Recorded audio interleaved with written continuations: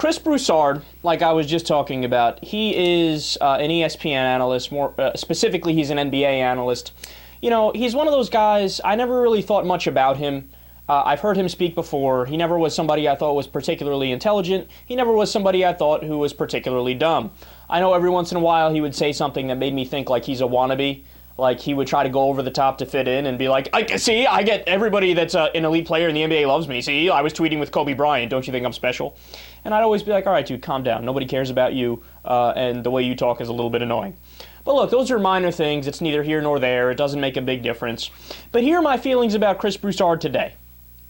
Here's what's going to go down. I'm going to hop in my car, and I'm gonna give Chris Broussard a call. I'm going to say, hey, buddy, look, just a quick question. I don't know if you're busy or anything, but yeah, come on in my car, man. Sit down next to me here. There's a passenger seat right for you.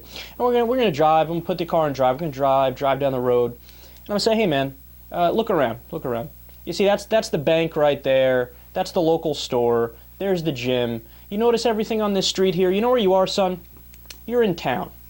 I'm taking you to town. You understand what I'm saying?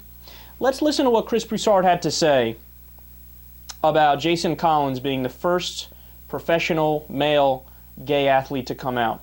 And then I have so many things to say about this.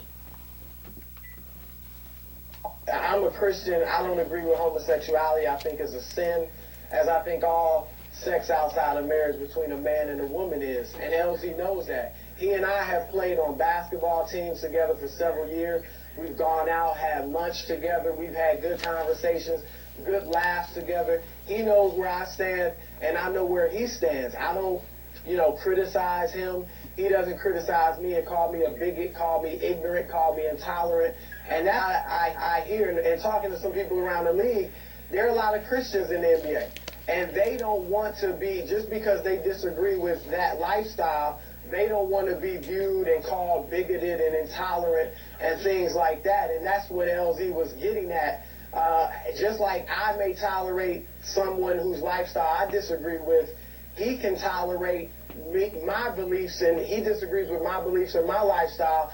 But true tolerance and acceptance is being able to handle that as mature adults and not criticize each other and call each other names. Personally, I don't believe that you can live an openly homosexual lifestyle or an openly premarital sex between heterosexuals. If you're openly living that type of lifestyle, then the Bible says you know them by their fruits. It says that, that's a sin.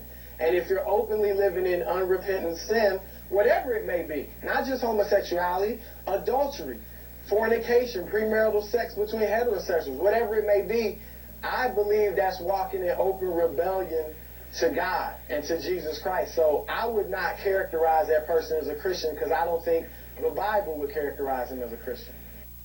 That's stupid in so many ways, I don't even know where to begin. He's concerned about following the Bible. That seems to be his main beef here. Number one, biblical marriage is polygamy, not one man and one woman. So should we go back to that? Let's ask him what he thinks about that. Gee, I wonder. Number two, here's what Jesus said about gay marriage.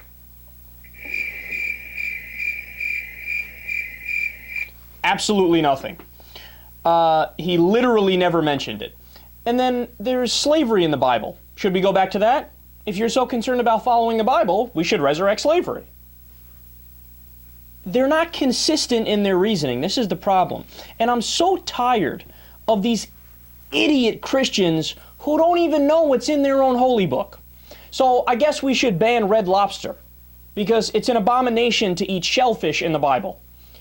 I guess we need to shut down over half of the clothing stores because it's an abomination to wear a mix of two fabrics. So if you've ever done a cotton and satin mix or polyester and cotton mix or whatever it might be, wool and something else, it's an abomination. You should go to hell.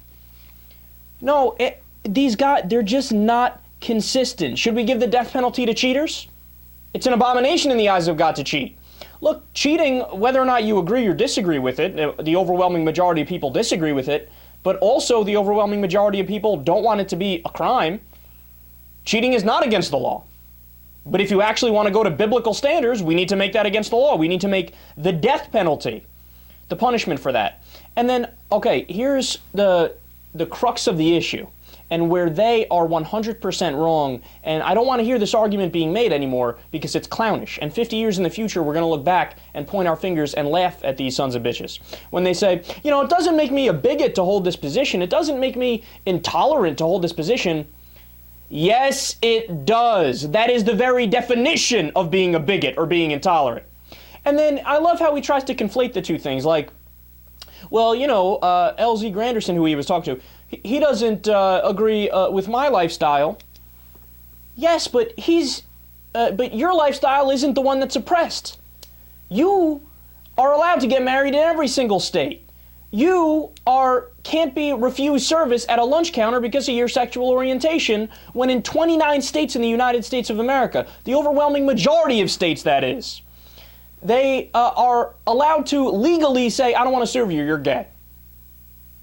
It does make you a bigot. And the fact that these people are not able to be objective and realize, hey, you know what, this is no different than the fight for equality for black people, for example. How can you not make that connection? It's the most obvious thing in the world.